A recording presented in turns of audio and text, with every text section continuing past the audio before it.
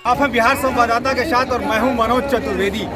तमाम जो लोग किसी केसों में फंसे हुए हैं, तमाम वैसे नेता आज दिल्ली के रामलीला मैदान में रैली किए हैं कि मोदी जी जो आप मुख्यमंत्रियों को जेलों में डाल दे रहे हो, जो नेताओं को परेशान कर रहे हो, ये करना बंद कर देना होगा। लेकिन बफोर्स की आंधी आप याद कर लीजिए, उस समय ये ईडी और सीबीआई यदि अपना रंग और रूप दिखाती तो कांग्रेस के न जाने कितने नेता जो हैं आज जेल के सलाखों के पीछे होते।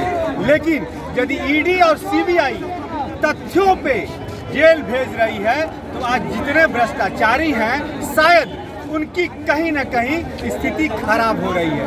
तेजस्वी यादव आज दिल्ली से गरजे हैं, गाना भी गाया है कि मोदी जी आप तो धोखेबाज हो। उन्होंने कहा कि बोलने दीजिए, 150 सीट नहीं पार होंगे, 400 की बात कैसे कर लेते हैं। क्या कहेंगे जनाब? भाजपा कह रही है 400 पार, महागठबंधन कह रहा है 150 पार नहीं। देखिए, अभी जो आज रामलीला मैदान में जो दिल्ली में संयुक्त रैली हुई इंडिया गठबंधन की, वो इसलिए हुई विशेष तौर पे कि जो मुख्यमंत्री अरविंद केजरीवाल जी को, दिल्ली के जो मुख्यमंत्री हैं, उनको जेल में डाला गया ईडी द्वारा। कोई तथ्य नहीं है, कोई प्रमाण नहीं है उन लोगों के पास। कोर्ट के द्वारा 3 तारीख को शायद ये 3 अप्रैल को आने वाला हाई कोर्ट की तरफ से, देखते हैं क्या आता है ऑर्डर वगैरह जो भी निकलते हैं बाहर या चुनाव के बाद। यानी बिना प्रमाण के, यानी आप न्यायपालिका को दोष दे रहे हो, बिना प्रमाण के केजरीवाल को रखिए अंदर। न्यायपालिका नहीं, ईडी की बात। ईडी ने कुछ प्रमाण, सुनिए, ईडी ने कुछ प्रमाण दिए होंगे तभी अंदर रखा गया होगा, नहीं तो कोर्ट के पास, कोर्ट के जज के पास ये अपना विशेष, सुनिए मेरी बात, ये विशेषाधिकार है कि प्रमाण देते आप रह जाइए और यदि जज चाहे तो बेल दीजिए। समय भी आता है, विशेष तौर पे आचार संहिता है, ठीक है, और एक मुख्यमंत्री को आप जेल में डाल रहे हैं चुनाव के टाइम पे। चुनाव से पहले भी कर सकते थे आप लोग। चुनाव के समय डालने का मतलब क्या है? मोटिव ये है कि कहीं ना कहीं दिल्ली और पंजाब में आम आदमी पार्टी को कमज़ोर करना, इंडिया गठबंधन को कमज़ोर करना, ये है इनका मोटिव। केजरीवाल को जेल में चुनाव के समय क्यों डाला? ऐसा बात नहीं है, केजरीवाल को ईडी सीबीआई पहले से ही बुला रहा था अपना दफ्तर। अरविंद केजरीवाल खुद नहीं जा रहे थे। उसके बाद अंत में वो ईडी सीबीआई अक्रोश होकर फिर जाके उनको गिरफ्तार किया। चलिए मैं थोड़ी सी जानकारी और दे दूं, 9 सम्मन के बाद भी ईडी सीबीआई उनको गिरफ्तार नहीं करती। वो कोर्ट में गए, दिल्ली हाई कोर्ट में गए वो, और वहां पर जज ने, जब से ईडी ने सारे सबूत दिए, जज ने कहा कि आप गिरफ्तार क्यों नहीं करते। ईडी ने कहा कि हमें गिरफ्तार करना इनका मकसद नहीं था, सिर्फ हमें पूछताछ करनी थी। तो कहा कि नहीं, हम आपके गिरफ्तार करने से भी नहीं रोक सकते, आपको आप गिरफ्तार कर सकते हैं। और वहां से अरविंद केजरीवाल को एक डेट दे दिया गया, लेकिन ईडी पहुंच गई उनसे उनके घर पे पूछताछ करने के लिए। यानी कि कोर्ट ने भी इशारा कर दिया था कि आपने 9 सम्मन भेजे हैं और ईडी के पास ये पावर है गिरफ्तार करने का, तो 9 सम्मन के बाद भी आपने गिरफ्तार क्यों नहीं किया? और तब जाके अरविंद केजरीवाल की गिरफ्तारी हुई। सच्चाई यही है ना? जी सच्चाई है सर। हाँ, आपका हर एक बात सच्चाई है, जो आप बोल रहे हैं सही मुद्दा है, वही बात है। तो आज जो लोग जुटे हैं वहाँ पर राहुल गांधी ने एक बात कही है कि हमारा खाता रोक दिया, हम पैसे के मोहताज हैं। आज सीबीआई को, ईडी को आज अरेस्ट करने की क्या जरूरत थी? 6 महीना पहले अरेस्ट कर ली होती, या चुनाव के बाद अरेस्ट अरे ईडी और सीबीआई कानून तुमसे पूछ के काम करेगा भ्रष्टाचारियों। अब बताइए, ये लोग जब सुप्रीम कोर्ट को नहीं छोड़ रहे, जब उनका बात नहीं मान रहे तो जनता का क्या बात मानेंगे? जनता मूर्ख के जो उन पर विश्वास कर, बताइए जनाब, जनता मूर्ख के जो उन पर विश्वास कर। 2002 में मोदी जी को नहीं उठाए थे ईडी से, फिर अमित शाह जेल नहीं गए थे? उस टाइम कहाँ थे ये सब कहाँ थे? वो सब विपक्ष का मुद्दा था। अभी सुप्रीम कोर्ट बढ़िया काम कर रही है तो विपक्ष मुद्दा उठा रही है। बोलिए जनाब। देश का एक राज्यपाल आके सत्यपाल मलिक जानते होंगे। हाँ, चलिए बताइए ना, आप बताते रहिए। सत्यपाल मलिक आके ये बोलते हैं कि देश में कुछ भी सही नहीं चल रहा। संस्थाएं कहीं ना कहीं सरकार के नीचे काम कर रही है। चाहे कोई भी संस्था हो, नाम नहीं लेना चाहूँगा, तो कोई भी संस्था हो, सब कहीं ना कहीं सरकार के नीचे काम कर रही है। क्या ये सही लोकतंत्र है?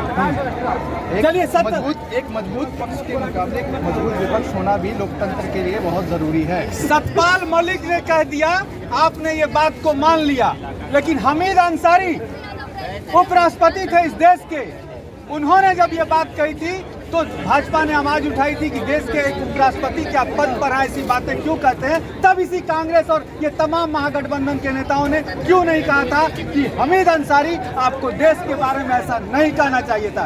बताइए, अब हम तथ्य देंगे आपके सामने। देखिए, हमीद अंसारी वो उनका व्यक्ति विशेष निर्णय है, व्यक्ति विशेष निर्णय है। तो राज्यपाल के ओहो, सतपाल मलिक राज्यपाल से हटे, जब भाजपा ने उनको कश्मीर के राज्यपाल से हटाया उसके बाद ये बयान उन्होंने दिया था। हाँ, सतपाल मलिक साहब, हमीद अंसारी साहब, हाँ, इस पोस्ट पर इसमें साहब लगा रहे हैं। बिल्कुल साहब। हमारे देश में नियम है कि जैसे पोस्ट पर लोग रहता है ना, मलाई जब तक चाहता है तब तक बहुत सुंदर सरकार के बड़ाई करता है, और मलाई बंद होता है ना तो सरकार के खिलाफ जहर उगलते हैं। जैसे डीजीपी आर के साथ राबड़ी देवी के रिजीम में थे, तो जब हट गए डीजीपी से, तब बोले थे कि महाभारत के वो योद्धा हम लोग हैं जो हर सभा में चिरहरण होता है, हम लोग बोलते नहीं, राबड़ी देवी बोली तो सब पागल हो जाता है, पोस्ट पर रहता है तो ठीक रहता है, पागल होता है। और सही वैसी साहब जवाब बढ़िया दिए थे सतपाल मलिक को। जिस समय मलाई साहब रहे थे पोस्ट पर, वो आवाज नहीं निकला, और जैसे पोस्ट से हटे सरकार के खिलाफ उगलना शुरू कर दिए। हमीद अंसारी साहब हटे, उगलना शुरू कर दिए, इसलिए वो लोग को बात में कोई दम नहीं। यानी कि आप मानते हैं कि जितने लोग आज रामलीला मैदान में जुटे थे, सबकी मलाई कहीं ना कहीं बंद हो गई है।